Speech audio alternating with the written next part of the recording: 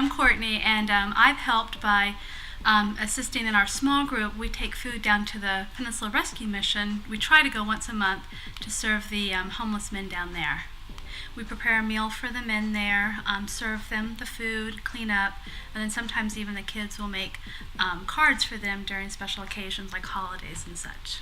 One time while we were serving, I brought out what I do. I bring out food to the gentlemen out there, and when I handed the whatever food we were serving to one of the gentlemen, just the look on his face was amazing.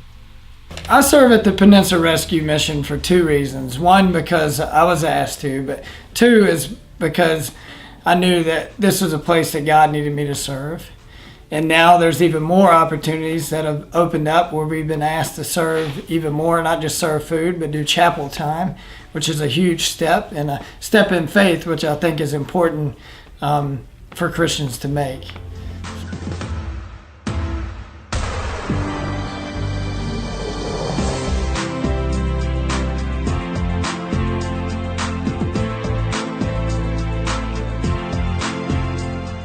My name is Dylan Cologne. I went to the Philadelphia trip last year. I went to the Philly trip because I'm used to going on trips and going to camps as a consumer, as somebody that is looking for an experience. But this time I was on the leadership team, and I was given the opportunity to step up as a leader and give to other people the same way people gave to me. The missions were life-changing because it gave us the opportunity to meet people that weren't as fortunate as we were growing up. We went to the Boys and Girls Club and met people from broken homes, people that had parents that didn't really spend a lot of time with them. We got to just love on them. We volunteered in some disabled homes, and that humbles you really quick, and it just makes you thankful for the little things that you do have, and it makes a big difference in their life because they're just happy to see you. Go into Philly knowing that you're going to serve other people and that this is going to be the opportunity for you to humble yourself and to just really have a change of heart.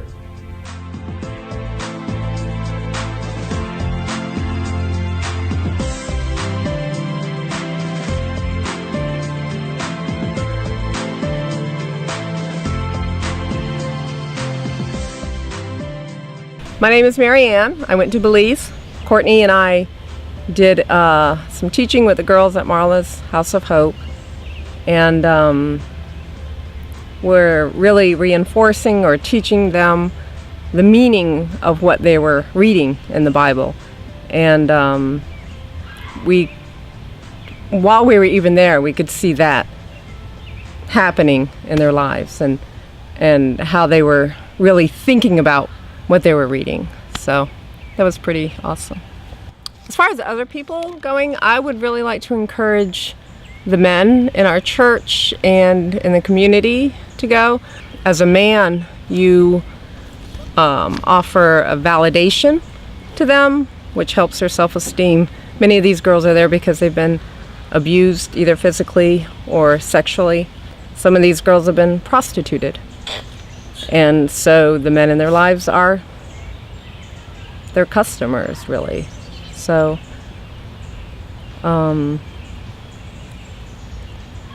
they need to know that there are safe men in the world that they can turn to or rely on and talk to and without having to give something that shouldn't be given.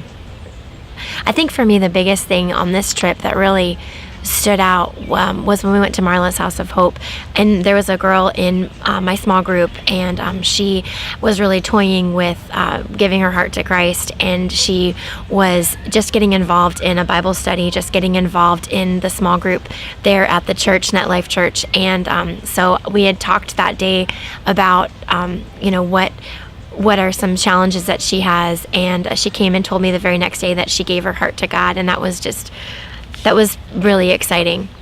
The girls are excited. They know us. Some of us that have been coming for a couple of years, they look forward to us coming. They show us pictures of previous teams that have come, and it's really neat to see that we are making a difference there. And those relationships with the girls, it's something that you don't forget. They leave a lasting impact on your heart, and you just don't forget them, and you pray for them constantly, and they're just amazing young women.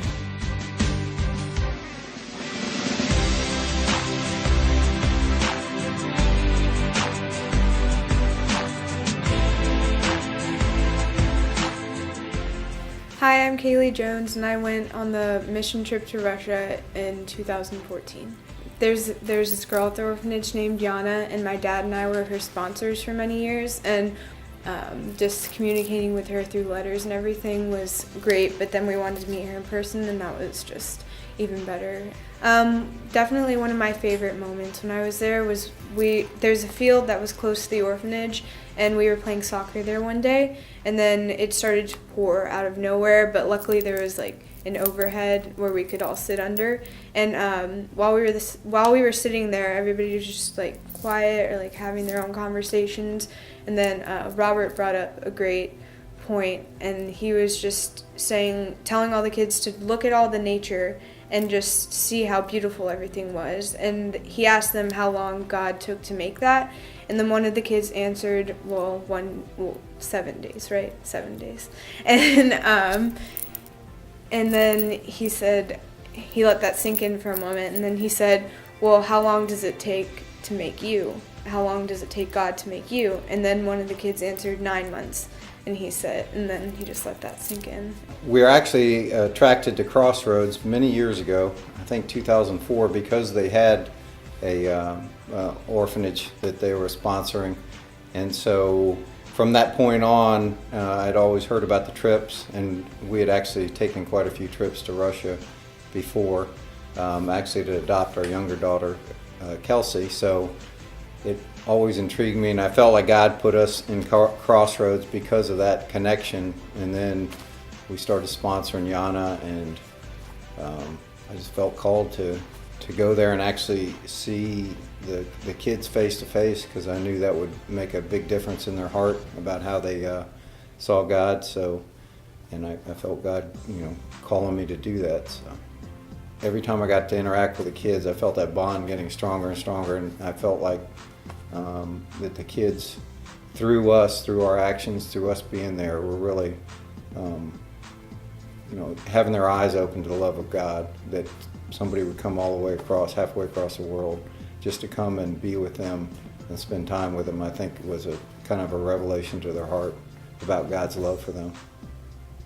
God may have you go, across the world, over to Ostroskoye, and go to great lengths, just to say at one point in time of that kid's life, 2 or 3 sentences that make a difference in his life or her life. And I've found for me that those conversations are the most meaningful, and those are the reasons why. That's how God uses you there.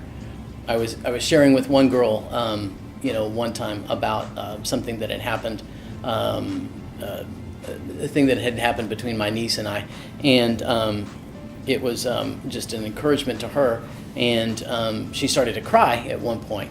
And I said, "I'm sorry, I didn't mean to make you upset." And she said, "No, that's okay. I know that you're talking to me like a true father."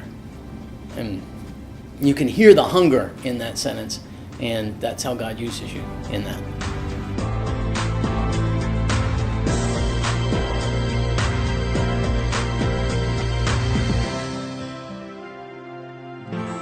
How Crossroads changed the world.